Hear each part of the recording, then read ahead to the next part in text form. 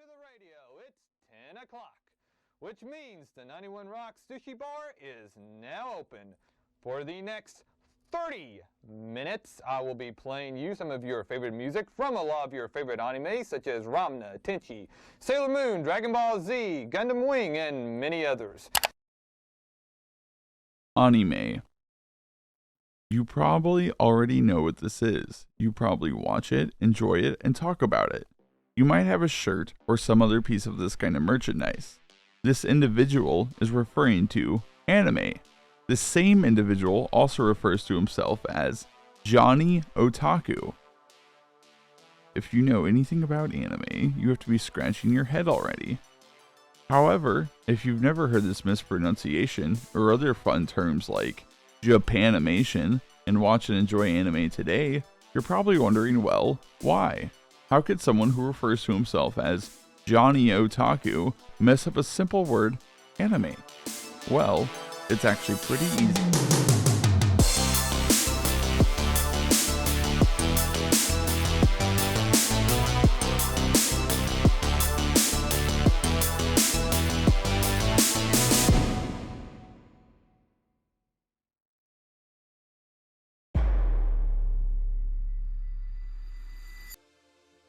With the release of pioneer shows such as Astro Boy and Speed Racer to the West in the mid-60s, there was a small amount of love and adoration that had sprung out of these shows that were new to audiences in North America. The style was different, the storytelling was different. These shows were shown on national television networks such as ABC or CBS. Slowly but surely, anime leaked over to the West, and for fans, they would have to get a little more dedicated. Being a fan then was a lot harder. It was a lot harder.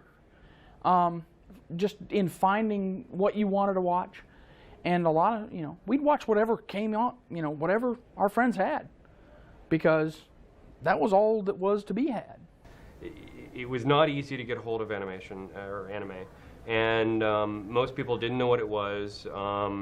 You had to spend a lot of time trying to make contacts with other people and getting pen pals in Japan or friends that were going there or what have you. If you knew somebody who knew somebody who knew somebody in Japan, you could get the freshest TV shows.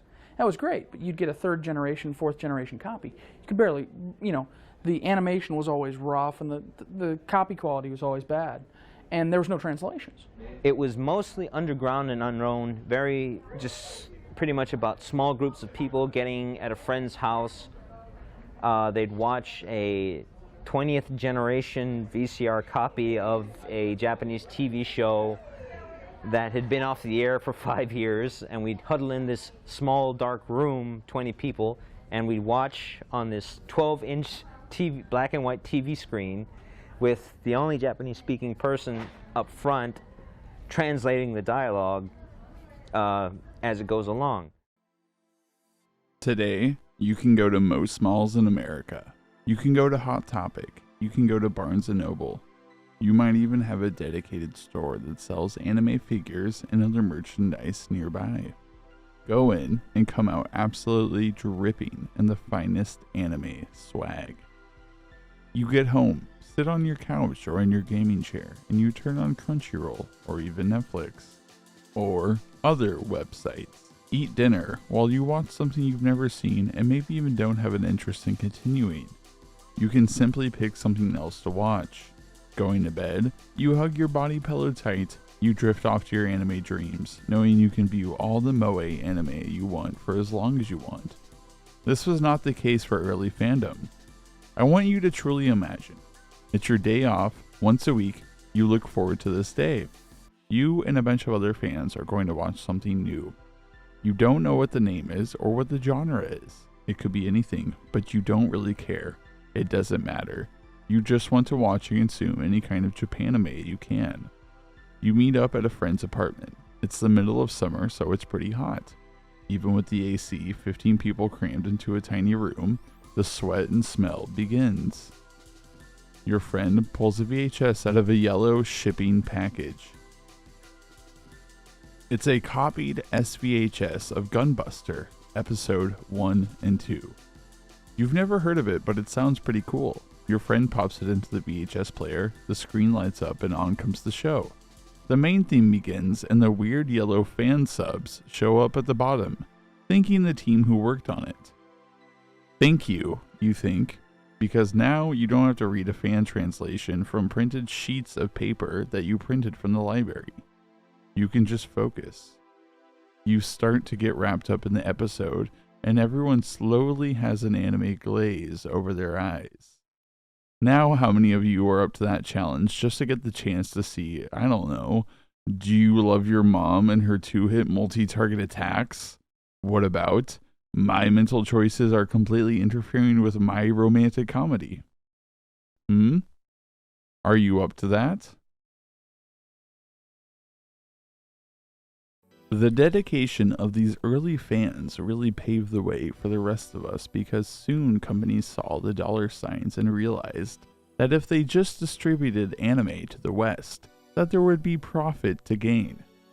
So, shows like Robotech and Mobile Suit Zeta Gundam, movies like Kimba, Akira, these started to get translated by American companies and officially released to commercial outlets.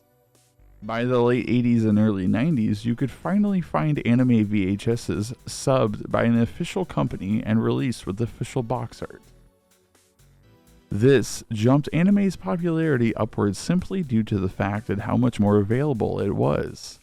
It's funny to think, but by this point, some already considered anime mainstream when it had just barely begun to surface by comparison. Before all of this, though, there were fan sub teams translating these tapes and putting subtitles over the tape using a computer program. They used Super VHSs, which were just the beefed up daddy of the VHS. These teams and communities would ship out these Super VHSs with their translations on them. Some would be accurate, some would be, well, pretty funny. These groups were such a huge asset and helped so much with the early development of getting people into anime. We could actually understand what was happening. Some people before that really just watched anime and didn't have any translation, just watched to watch.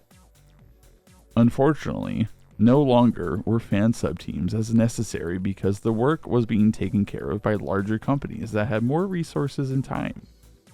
Fan subs were just as important to the rise of anime fandom. However, we now live in a world where personal vendettas are no longer aired out in Dragon Ball credits.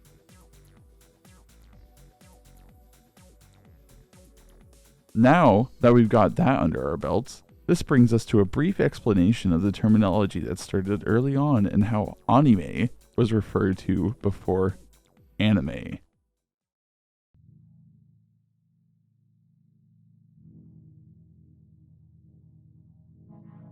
When anime began getting traction in the West, it was typically referred to as Japanese animation.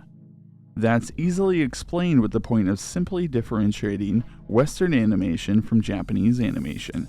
So clearly, not to have such a mouthful shortening it to just Japanimation was just shorter and easier to say.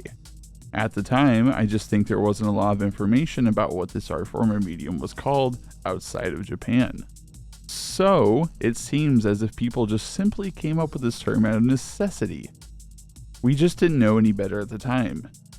Anime in Japan refers to all animation, even works made outside of Japan.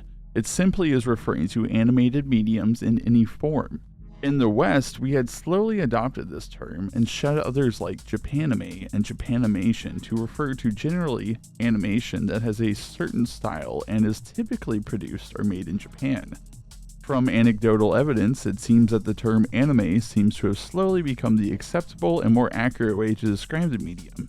Small publications at the time and the internet no doubt had a hand in helping as well. This all took time. It sounds crazy now, but slowly after the world became smaller and smaller because of technology advancing, the placeholder name just seemed not needed anymore. The point is, anime today is a very general term that can refer to a pretty wide range of styles and places of origin. Also, the programming block Toonami that launched on Cartoon Network in the late 90s helped to bring anime and the easily identifiable style at the time to many households in the States, including mine. Another place where anime began to really go through a metamorphosis and plant its feet in the West was no doubt the rise of the anime convention.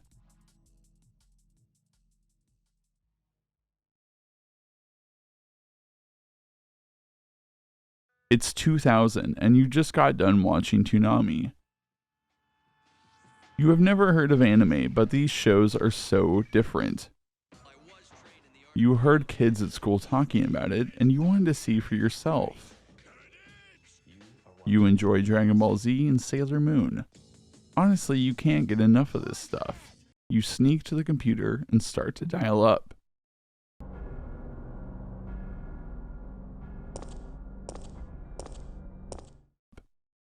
It's late, no one needs the phone. You go to Funimation.com and want to look at the cool Dragon Ball Z wallpapers. Months start to pass and you get really into anime. You have a couple of mangas, you bought a videotape of Neon Genesis Evangelion at Suncoast and you want to take it further. You want to go to a convention. You have been going on to AnimeTurnpike.com to see what conventions are closest to you and you found one in the major city. You save up the money and get permission from your parents. Your first convention, you think, I can't wait to go. Things aren't like they always are in the animes. We're done for humor.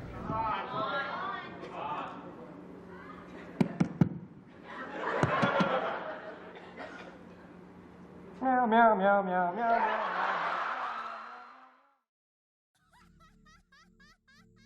Conventions. Some of the best times, some of the smelliest and perhaps downright strange times. They are truly good and evil wrapped up in a convention hall of a motel, mixed and sprinkled with all kinds of antics, good and bad. I myself used to be quite a con-goer and have had my fair share of exposure. However, I do believe con behavior has definitely gotten more and more clean and friendly to outsiders as well as families, and at one time things like yaoi paddles and cosplay is not consent were more than a little familiar to some people. These antics still prevail in conventions, but I would argue to a much lesser degree, the average weeb now knows social boundaries at a convention, or at least comparatively to some of the things we saw in early convention history. Early conventions for anime exclusively seem to begin by being attached to other conventions. Sci-fi and other fandom would be the place that anime conventions would slowly grow out of.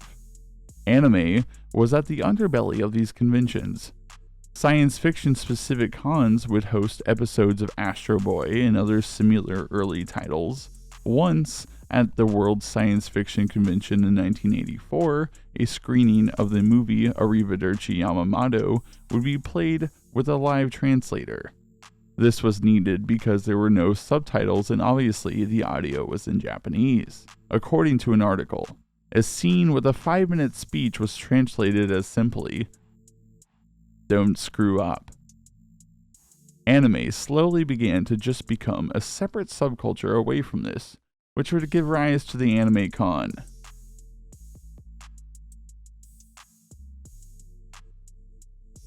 It seems that slowly, small anime-specific conventions would start to pop up throughout the states. From evidence online, it suggests that the first anime-only conventions would begin to become a yearly event in 1986. There would be a few anime conventions before this, however. Smaller attempts that seem to provide enough fuel for others to really hoist the anime flag. Seemingly, a con by the name of Yamamoto Con had just been held in the year 1983, with an estimated 100 people in attendance. Admission was just $2. It wasn't until 1986 that it would receive a sequel to the event. This Yamamoto Con has been reported as the first anime convention in North America. The thing is, there could have been even smaller, less reported on cons that most likely didn't have large attendance numbers, so there is some speculation surrounding this. However, from what we can find is this.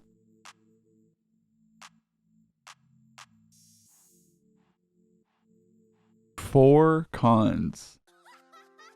Today there is a seemingly unending list of conventions. The drastic comparison is wild. These cons would slowly pave the way for all other conventions, one of them becoming the largest con in North America. Let's explore the list quickly. The official Robotech convention, East and West, Animagic 86, and Yumoto-Gon 2.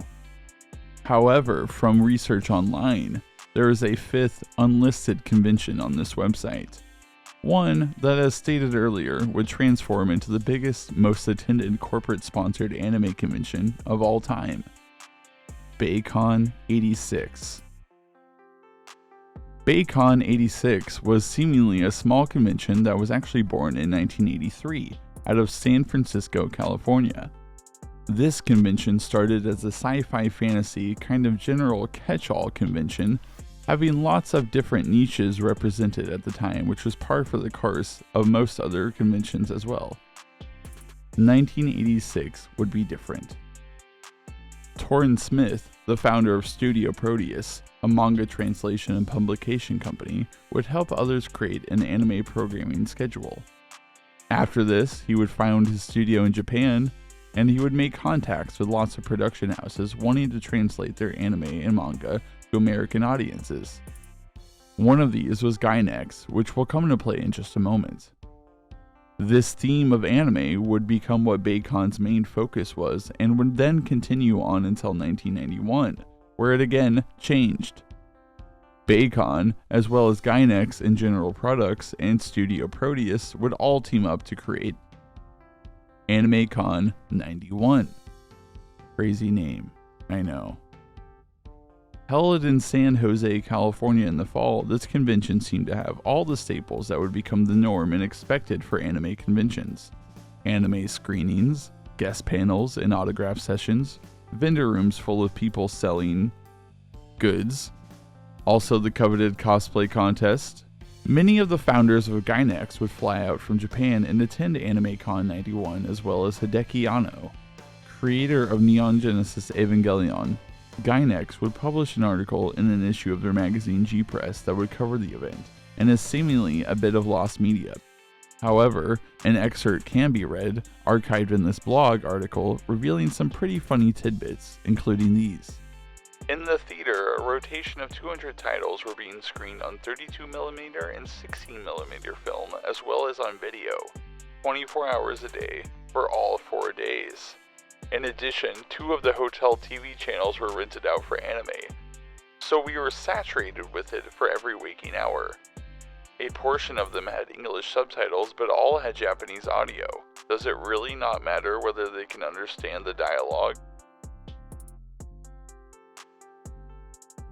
In the space between events at the main hall, the guests held autograph sessions, but many of the requests were completely ridiculous, with artists being asked to draw characters and mecha that they had absolutely nothing to do with. For example, Anno was told to draw a Gundam, so he gave his best effort to do it from memory. But at the end, he was told to tack on bunny ears.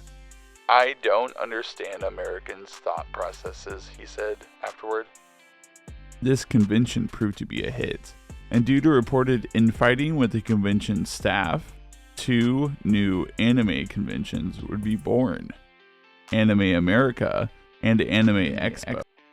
Anime America would unfortunately not go on to last much longer, the convention stopping in 1997. Anime Expo and lots of other staple conventions would soon rise, giving way to American convention culture and the rise of anime in the States. As we talked about before, conventions tend to bring all kinds of people, wonderful and degenerate alike. Now that we've talked about the rise of anime and conventions in general, let's dive into one of the more infamous convention goers, one that has somewhat of a rich history online. Johnny Otaku. Hardest working anime fan in Tennessee. DJ named Johnny Otaku. Hardest working anime fan in the Tennessee Valley, and damn proud of it.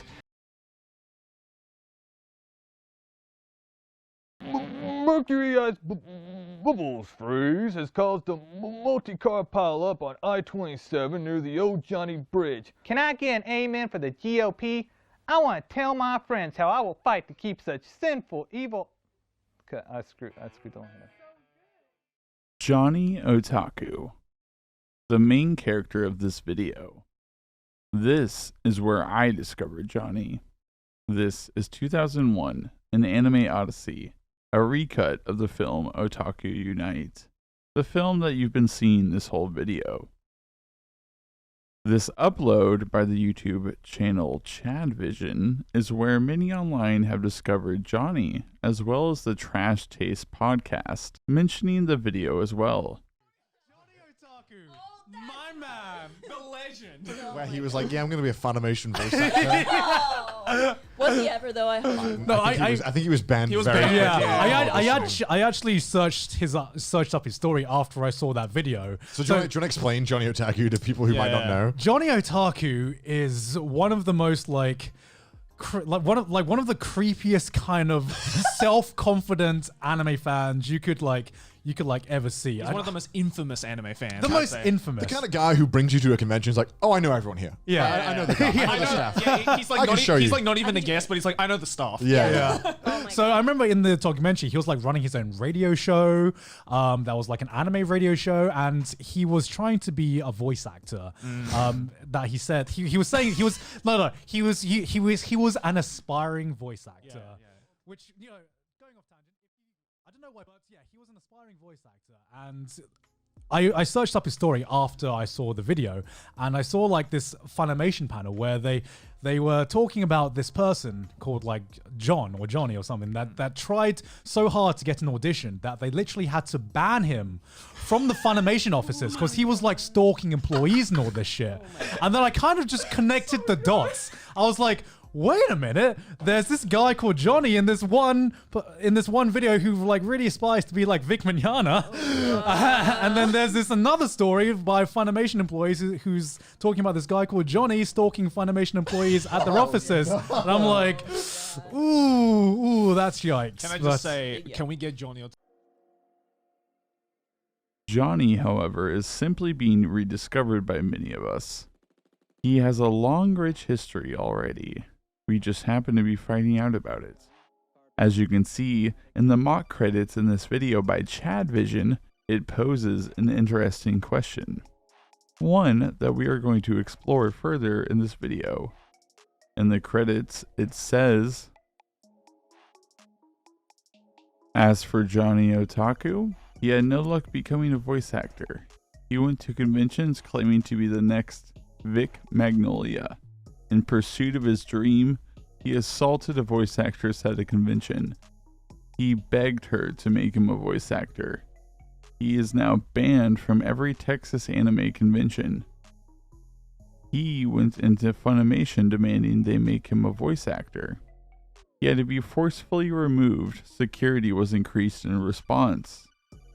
Since 2008, Johnny has not been seen. Unfortunately, he is presumed alive. Yikes. So, several statements we need to break down here. Johnny wanted to be a voice actor. This is true. Even in his time in Otaku Unite, he constantly is showcasing his voice acting chops. Hi, this is Captain Porno Hair with the weather. Currently it's 67 degrees outside. Look for partly cloudy skies, clearing off today, tonight, and tomorrow. Or talking about his pursuit.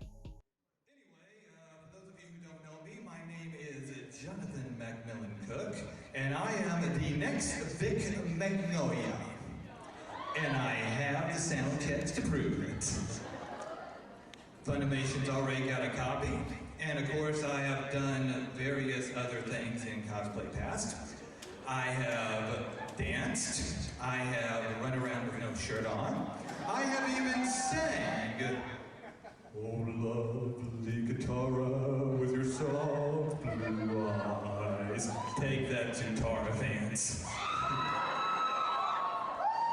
Yeah, but anyway, the reason I'm up here, I don't really have anything major planned. I'm just going to tell everybody out there who I am, and that, I put a lot of work into this costume. I appreciate everybody, running up, glomping me suddenly, wanting to take my picture, all that other good stuff. So, please, judges, I really put a lot of work in this costume. Please vote for me, okay? Please give me something, anything, because I know all these these fans here love this costume.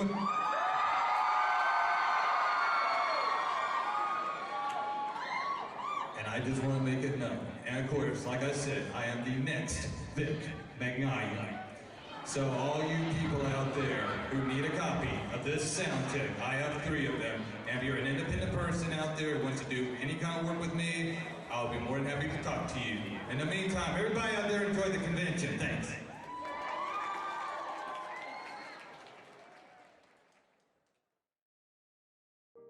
Johnny also constantly referred to himself as the next Vic Magnolia. Who he is referring to is obvious to some, obscure to others. He's speaking of Vic Mignogna. Vic is a famous voice actor. Perhaps his biggest role is Broly from Dragon Ball Z. Johnny's fascination behind Vic specifically has never seemingly been explained, yet honestly I'm not sure it matters. The point is, Johnny wanted to be voicing characters and he wanted to make it big. The allegations we really are going to dive into today are obvious. The assault of a voice actress and Johnny's statewide ban from Texas anime conventions, and his supposed Funimation break-in. So after seeing this, I knew that something wasn't entirely right. Why wasn't he arrested for any of this? Did he really do this? I know banning from anime conventions might be severe for some, but I know that typically after you assault a voice actress, there's usually an arrest. I mean, right? Thankfully, as I said, Johnny has been around. We are just picking up some of the pieces. What I found wasn't exactly what I thought I was going to find. Johnny has been a con goer. Johnny has been a cosplayer. Johnny has been con staff. From the little we do know about Johnny's personal life, it seems anime has been most of it. Working as a disc jockey for 91.5 WAWL, a local college radio station in Chattanooga, Tennessee, Johnny's hometown, Johnny would play anime themes and end credit songs from animes for an hour. Unfortunately, around 2008, it seems the radio station was sold and is now a Christian music and teaching station. Johnny also was a local cosplayer and staffer around the Chattanooga area, staffing at JamCon and participating in cosplay contests. Something would prompt Johnny to move, however. Johnny would end up in Texas, which also happened to be at the time the headquarters location of Funimation in Flower Mound, Texas. Johnny, I believe, moved here to be closer to Funimation, possibly for a chance to work there, or at least visit. YuleCon, 2008. This is where most, if not all, the anecdotal evidence seems to point. This is where the incident seems to have occurred. From this post on livejournal.com, we can almost confirm everything in the post with other people backing up those claims. The post is from someone who attended the con, user Wrathchew. The post is almost entirely dominated by Johnny Otaku, or another name they refer to him in the post, Johnny Asparagus, YuleCon Epicness, and Johnny Otaku, parentheses, Asparagus, Failure. In this post is a retrospective of the con and complaints about Johnny himself. I just got back from YuleCon in Fort Worth, and for a first-year con, I didn't have very high expectations of it personally.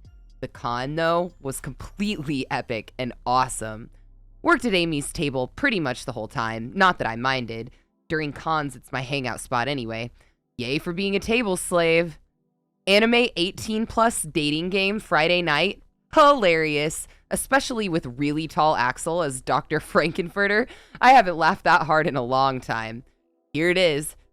Dating game. Well, part of it. Okay, now for the fun part. The creepy jerk-off jackass named Johnny Otaku. For those of you who know, Johnny Otaku is essentially a mentally screwed up whack job who's a self-centered, narcissistic, sociopathic asshole. He was at A-Kon last year as Aang from Avatar, and he did a skit which pretty much was him talking about himself and how he was going to be a great voice actor like Vic. Okay, all of this crap happened on Saturday at Yule. He came by the table around 1 and dropped his business card for JampCon in Tennessee and was talking to us about himself. Yeah, it was kept for the sheer hilarity of it, had his name and convention consultant on it. I only heard about this since I was at the table when it happened. But at one of the voice actor panels, he got up and crossed his arms. He was apparently shaking with rage as he did a 5-minute spiel. And I'll give a very slight interpretation of what he said. My friend Roth recorded the whole thing, and he's going to put it on YouTube, so I'll post it when he does. I moved to Dallas from Tennessee to become a voice actor. This is my life and my calling. I am the best voice actor in Tennessee. I am the next Vic Mignogna. Why haven't I become a voice actor yet? I have my demo tape proving that I am a great voice actor. Yeah, the voice actors were flat out dumbstruck by what he said. They essentially said that it's who you know, luck, talent, luck, time, luck, etc. He didn't like that, so he picked up his crap and stormed out. He then started pacing in front of the panel, glaring daggers at them. This, of course, isn't all. The cosplay contest, again, wasn't there because I was working at the table, but we heard a ton of different stories. Johnny Asparagus was mad because he couldn't do both a walk-on and a skit, which was just more talking about himself, and he started throwing a fit when a girl cosplaying Ceres Victoria was standing by the skit people since she had her large prop cannon and couldn't sit down. He threw a fit saying that she was doing both, and she wasn't. I think it was the guy who was Luke Valentine who defended her. Anyways, the judges didn't know who he was and gave him a fan favorite award. He stormed out, and one of the girls who was a judge ran to give him the medal and to apologize, and he whirled around and started to yell at her, yelling at her to go back and announce his award in front of everyone.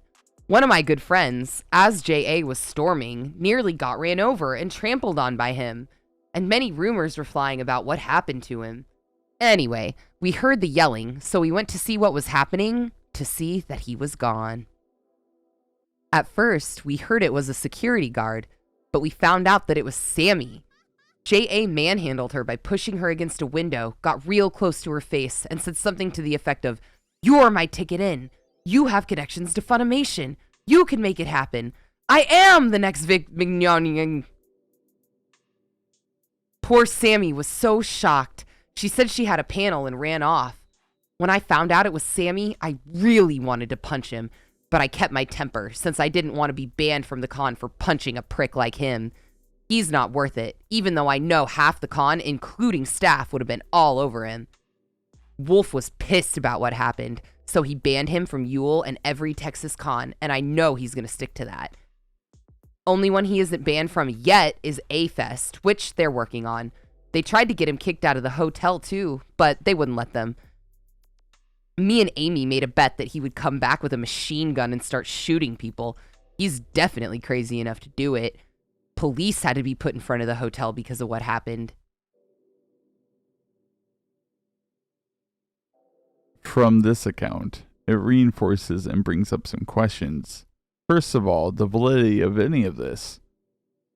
Did any of this really happen? What about the banning from all the Texas conventions? What about the police apparently showing up? Some of the questions do seem to get answered. Others I can't seem to find anything about. First of all, the event. The panel that seemed to be the catalyst for everything else that weekend. After researching Johnny, it seems that there did at one point seem to be footage of the panel itself. Apparently, it shows a frustrated Johnny trying to get somewhere with the panel of voice actors. However, this upload has been lost to time. There doesn't seem to be any re-uploads, high or low, of it. So, we have to move on and use more anecdotal evidence. In searching for this, 2 videos emerged. One is a recording at a panel. Jamie Markey, a voice actress who was attending YuleCon at the time, gives some insight to the event years later. The second is an upload simply titled YuleCon. This video is from a con goer who happened to cosplay in the same contest mentioned above where Johnny had supposedly stormed out. Let's check out the latter video and see what clues have been hiding for all these years. Let's go back to 2008.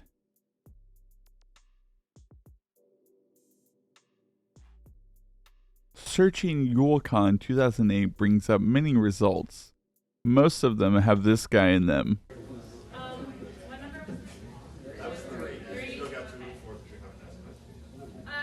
Bachelor number 2.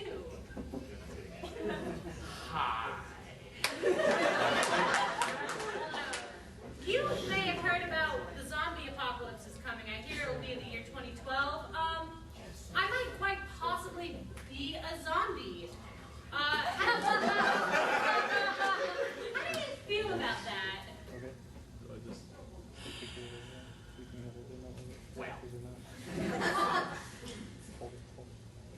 Well, personally, I have no problem with the zombies. It's just that it's so much more fun to torture when they're alive.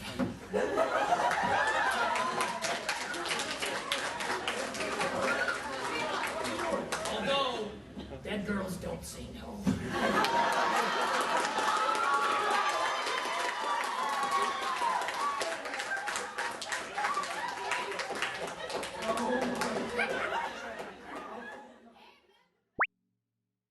This one doesn't. Yet it does contain something else. Something I'll have to describe to you because it has audio that is copyrighted. Miss old YouTube, just throwing random songs off of LimeWire in the background of your vlog that gets 15 views for no reason? Anyways, this video was uploaded by Shannon Nicole. No doubt, just a personal channel to upload personal things. This is before Instagram and other widely used video platforms. Uploading random blogs, memories, and other personal moments was the norm at the time. This uploader seems to have gone to lots of conventions, and the one we need the most has but one video. YuleCon. The video starts as a typical con vlog of the time, Windows Movie Maker intro and all. Shannon, the uploader, is cosplaying as Heather from Silent Hill and enters the cosplay contest. They share excitement with their friends and then admit they need to make a skit up on the spot. A small snippet of the skit is shown and then an award is given to her. After this is exactly what we are looking for. Shannon has a conversation with a Link cosplayer that reveals some information. They reveal that the poster has heard correctly about the cosplay quote-unquote fit. This is a first-hand account from someone who was in the same contest. Shannon tells us a tiny bit, but it's enough to confirm the post. I'll transcribe the following as much as possible. We were hanging out. Johnny Otaku. Yeah, you're a D-bag. Seriously. Like, he went before me, and I knew, because the Joker was like, Johnny Otaku's here. I'm like, shit, is what? And he's like, oh, something from Naruto. Avatar. Not Naruto. Naruto and Avatar are the same thing to me. Johnny was cosplaying as Aang. They're like, okay, anyways. And so, yeah, then I saw him, like, right in front of me. There's a, like, on stage for the walk-on, and I was like, oh, shit. So they put him in line right in front of me. He went on stage, and they were like, oh, you can't be, you can't, like, you could do it, but you can't be judged for it. And I would have still done my skit. He, like, stormed off the stage like a D-bag. Like, they personally took his child from his womb and, like, ripped it apart in front of him. And we told him, pause. Translator's note, gotta pause this little fan sub real fast and explain something quickly. What they were referring to is typically at a cosplay contest, you typically show off your cosplay in one of two ways. The walk-on, which is pretty much what it sounds like. Walk on, maybe to music or sound effects if your costume calls for it. Pose, perhaps. Then walk off. Very simple. The other is a skit. These are the ones that can get, well, rather obnoxious. I just thought I'd like to get a little festive into the holiday mood. So I wrote a little poem here. I haven't got it memorized because I'm not exactly the type of guy with a plan. So bear with me. This is the dark night before Christmas. Catchy, isn't it? Copyright. Don't get the night before Christmas, all through Gotham City. No crimes were being committed. That was a pity. The traps were set all around with care, in hopes that Batman would soon be there. The children were nestled all secure in beds, waiting for me to fill them with dread. When I hatched an evil plan to steal all the toys and ruin Christmas for all the Gotham boys. Away to the toy store, I flew in a flash. I plowed through the door and landed with a crash. When what to my wondering eyes should appear, Batman himself emerged from the clear. As he marched down the street and stormed through the door, he caught me with a jab and I hit the floor. He was dressed all in black from his head to his foot. His cape was as dark as chimney soot. He spoke not a word, but instead went right to it. He beat up my goons, and my plans were ruined. Then, laying a fist up the side of my head, he beat me so bad, he thought I was dead. But I arose from my bloody heap on the floor and said, can't wait to do this some more. Then I released a maniacal laugh as he turned out the store and left in a dash. And I heard him exclaim as he flew out of sight, Merry Christmas to all, and to all a dark night.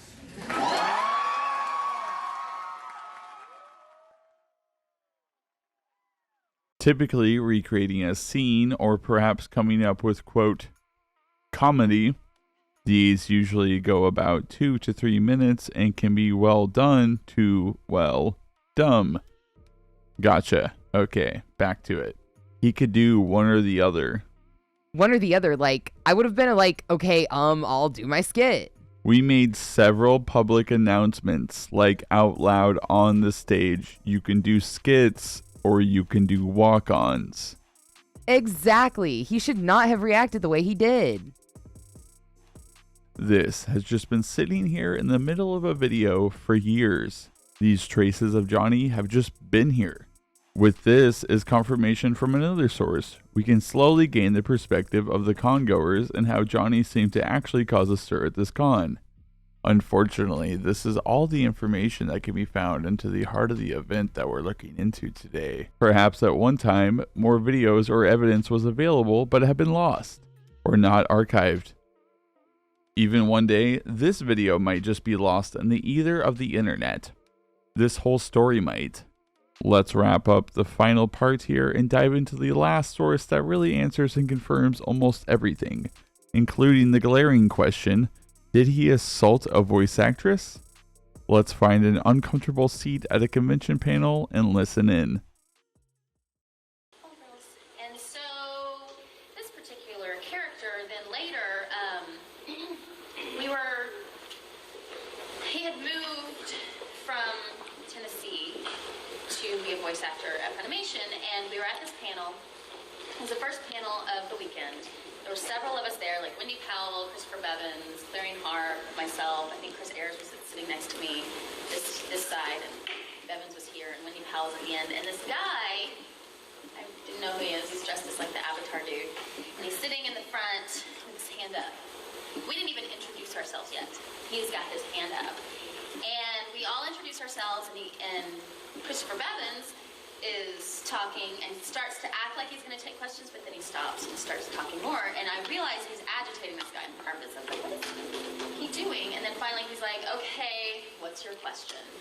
Because he knew who the guy was, and he knew the history and all of the stuff. So the guy stands up and puts his hands behind his back and like takes a stance, and I don't know if it was adrenaline or just crazy, but he was shaking uncontrollably while he was talking. That's so sad. And stood up and said he was the next Vic McNogna, and he knew it, and he needed to know what he needed to do because he was told he needed to go to Flower Mound or live in Texas and do theater, and he's done 2 plays, and he went to the finest acting schools in Chattanooga, Tennessee, which made me laugh because I thought he was joking. So I'm like, he's serious. Powell did not get that he was serious, so she continues to crack up the entire time. And he demands to know what he needs to do. And at one point during this, I was like, oh my gosh, you could have a gun. You could really have a gun.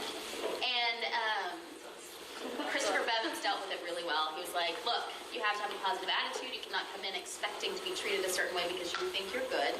You have to, be nice to other people. And it's actually on YouTube. A little bit of it is.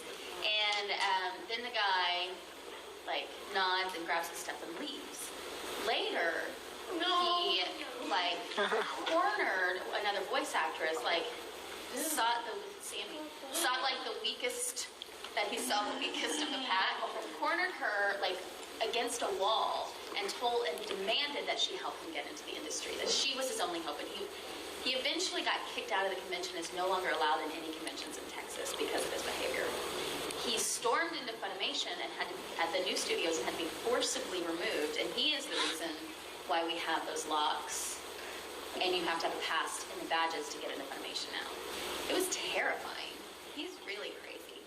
And I hope he doesn't watch this. Never mentioned by name, Johnny is being talked about at this panel. All of the actions that she speaks of line up almost completely by the post. It confirms that he was angry at the panel, that he had moved to Texas to be a Funimation voice actor. He still wanted to be the next Vic Magnolia. Last but not least, that he actually had trapped a voice actress into asking her questions and that he tried to seemingly force his way into Funimation. These are pretty big accusations, but it seems that Johnny was serious. He wanted to be a voice actor. Johnny was taking acting classes. He even has an IMDb and appears in a trailer for a documentary-like film about 7 plays being created and performed in one day. This was his chance, he must have thought. He really was running out of options. When I said something prompted him to move from Tennessee, it probably wasn't only his apparent need to be in the voice acting industry. If you scroll down further in the earlier post by Rachu, in the comments you can see he had been banned from a con in Tennessee, the place he had just moved from, his home state. Sounds like YuleCon was a whole lot of fun. I'm too far to go, but maybe sometime if I'm in the area, I'll have to check it out. Secondly, and perhaps more serious, I just wanted to clarify that first of all, I am a JampCon staffer, and that A, Johnny Otaku did not start up JampCon. Andrea, aka Veggie Trunks, did. Second of all, Johnny Otaku is not staff at JampCon. Obviously, for us, this has sort of becoming a big deal to point out since he's caused so much trouble at cons. JampCon's name being spread is fine, but not like that. Was just looking up after being warned about the incident and thought I'd clarify this. TN Otaku. Okay, thank you for the clarification. A lot of people were confused about what the deal was with Jamp. We thought that JO's staffer actually started the con. It was a bit of a turnoff with what happened, especially since it was him who was handing out cards, and we know who he is and what he's been doing. Thank you for the clarification though, I really appreciate it. No problem. Yeah, we used to have a variety of issues at our local cons when he was here, so now that he has gone to Texas, I can see that hasn't stopped. Definitely difficult work to dissociate the negative stuff about him with us as JampCon, since he's so enthusiastic about JampCon, understandably being in his hometown and all. But that's why I'm here trying to clean up the issue on the internet in my own way, I guess. TN Otaku. Okay, I want to have this clarified now. Is Johnny Otaku banned from all Tennessee cons? There have been a ton of rumors flying around, and I want to have it clarified.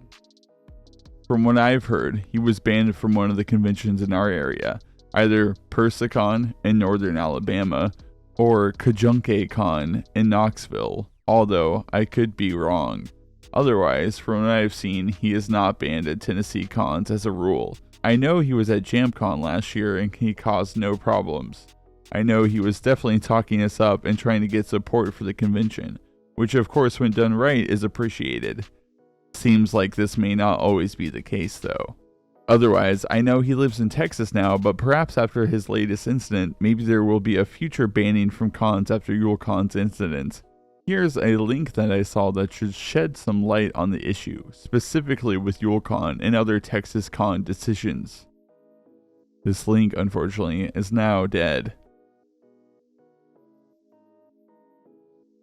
No doubt, his idea was flawed and never going to work, but you can justify anything when things seem desperate. Johnny is just one story. His story became infamous online. Unfortunately, every con has someone like Johnny. It's just the nature of some interest having a large volume of people attached to it. There's always bound to be some bad actors. It's just a numbers game, unfortunately. So, it's true. We did answer our first question, of course. This happened. There was a man who had approached a panel of voice actors and wanted to essentially force his way into the industry. The bigger questions, though, seem not to have any answers. Online, perhaps they are known by the people who were involved. Shannon, Johnny, Wrathchew, the Joker cosplayer. Johnny doesn't seem to have any records online anymore after this point. There doesn't seem to be a record of the Funimation break-in, and definitely no more Aang cosplays. All we really have to go off of is the story. There doesn't seem to be a police report out there. Johnny, after this point, fades into a shadow of obscurity, after one point being a loud character in the convention scene. Someone who made noise throughout multiple parts of the US and the internet at the time, even though the web was still in its gestation period. Some questions go unanswered, and of course, we will never know what became of Johnny. Johnny is just an example, though. He is just one story over many, as stated before. A tweet by one of the stars of Otaku Unite sums it up nicely. I mean, there are people like this in every scene. They're a little too loud, not socialized that well, take things too seriously, aren't great with personal space. I can find you a Johnny Otaku at every convention, but they don't all deliver cosplay stage rants or stock actors. There is a Johnny at every convention. Seriously, I used to go a lot more often, and you can always find one. And most of all, meet the people who bring anime to life to so many people. Conventions can be very special, and they can also be very unsafe. People tend to lose all normal social behavior at conventions, just because they know they are surrounded by others who all share a common interest. People let their boundaries down and maybe sometimes act a way they wouldn't in a space like a grocery store. Unfortunately, when there's a large fandom or interest in anything, it inevitably draws in people from all kinds of backgrounds and ideas of how things work. If you go to an anime convention, just take care of yourself. Don't be a Johnny Otaku. Also, don't be a Deadpool.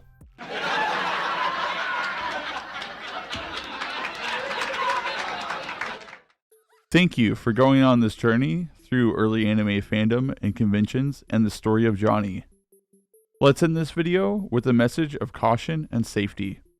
Please take care of yourselves, enjoy some anime, be cautious, but have fun. I'll see you in the next video. This is Jesse.